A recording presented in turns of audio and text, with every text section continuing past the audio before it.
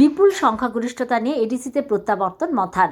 ADC নির্বাচনে বিপুল সংখ্যাগরিষ্ঠতা নিয়ে বড় জয় অর্জন করল তিপ্রা মথা দল। মোট 28টি আসনের মধ্যে 24টিতেই দাপটের সঙ্গে জয়ী হয়েছেন দলের প্রার্থীরা। বাকি 4টি আসনে জয় পেয়েছে বিজেপি। নির্বাচনের ফলাফল প্রকাশের পর স্পষ্ট হয়ে যায় এডিসি এলাকায় তিপ্রা মথার প্রতি জনসমর্থন ব্যাপকভাবে বৃদ্ধি পেয়েছে। অধিকাংশ আসনে বড় ব্যবধানে জয়লাভ দলটির সংগঠন ও জনভিত্তির দৃঢ়তারই প্রতিফলন বলে মনে করছেন রাজনৈতিক বিশ্লেষকরা। অন্যদিকে বিজেপি যে 4টি আসনে জয়লাভ করেছে সেখানেও প্রতিদ্বন্দ্বিতা ছিল অত্যন্ত তীব্র।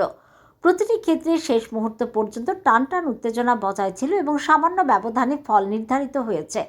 এই ঐতিহাসিক জয়ের পর রাজ্যের বিভিন্ন এলাকায় তিপ্রা মথার কর্মী সমর্থকদের মধ্যে উৎসবের আবহ দেখা যায়। রাস্তায় নেমে আনন্দ মিছিল, আবির খেলা এবং একে অপরকে মিষ্টিমুখ করানোর মাধ্যমে জয়ের উচ্ছ্বাস উদযাপন করেন তারা। দলীয় পতাকা হাতে সমর্থকদের উল্লাসে মুখর হয়ে ওঠে বিভিন্ন এলাকা।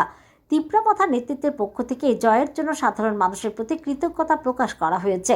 পাশাপাশি আগামী দিনে এডিসি এলাকার সার্বিক উন্নয়ন, শান্তি ও স্থিতিশীলতা বজায় রেখে কাজ করার অঙ্গীকারও পুনর্ব্যক্ত করেছেন দলের নেতারা। আগেও বলেছি যে এটা কোনো রাজনীতি নয়, বা বর্তমান শাসক দল এরা রাজনীতির আঙ্গিনায় সম্পূর্ণভাবে এরা নির্বোধ, যার জন্য আজকে এই ফলের সম্মুখীন হতে হয়েছে। এটাই সবচেয়ে বড় বিষয়, যে একটা আবেগকে কেন্দ্র করে যেখানে ভোটাধিকার প্রয়োগ হয়, স্বাভাবিকভাবে উন্নয়ন বলুন, দুর্নীতি বলুন বা অগ্রগতির কথাই বলুন, সবটাই এখানে একেবারেই ভোট রাজনীতির থেকে সম্পূর্ণভাবে এটা বিলীন ছিল। আপনি বললেন দিল্লি নির্ধারিত ফলাফল, দিল্লি কি এরকম চেয়েছে জোটসঙ্গী?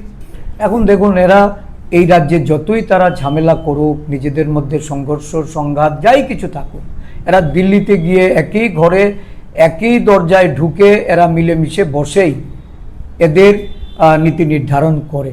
তো স্বাভাবিক